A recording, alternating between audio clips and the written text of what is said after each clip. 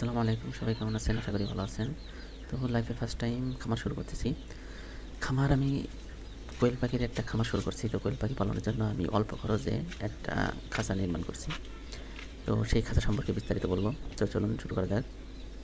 তো খাঁচাটা আমি বানিয়েছি, আপনারা দেখবেন ঘরে থাল-বাটি ধোয়ার যে র‍্যাকগুলো থাকে, পুরাতন র‍্যাক একটা ছিল বাসায়, সেইটা দিয়ে আমি খাঁচা তৈরি করেছি।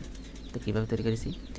প্রথমে আমি কিছু জিরো লাল যেটা পাওয়া যায় বাজারে, সেই নেটটা আমি কিনে আনছি। নেটটা কিনে এনে যেই বড় বড় ফাঁকাগুলো যেই পাশে আছে সেই ফাঁকাগুলো আমি নেট দিয়ে এঁটে দিয়েছি, যাতে পাখিগুলো বেরিয়ে না যায়। দুটো তাক, মোট তিনটে তাক, সেক্ষেত্রে সেই জায়গায় আমি দুইটা তাক ব্যবহার করছি, কারণ উপরের তাকের যেই পাখি রাখলে যে উপরের তাকে যে ময়লাগুলো পাখির পায়খানাগুলো পড়বে সেটা মাঝখানের তাকে যাতে পড়ে, সেজন্য মাঝখানের তাক ফাঁকা রাখছি।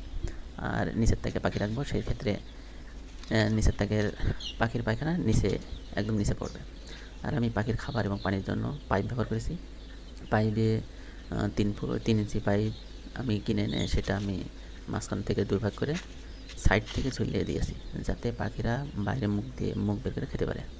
আর পানির জন্য সাইডে জায়গা করেছি, এবং পানি যাতে বের না হয় সেজন্য বোতল কেটে তার মুখগুলো এঁটে দিয়েছি।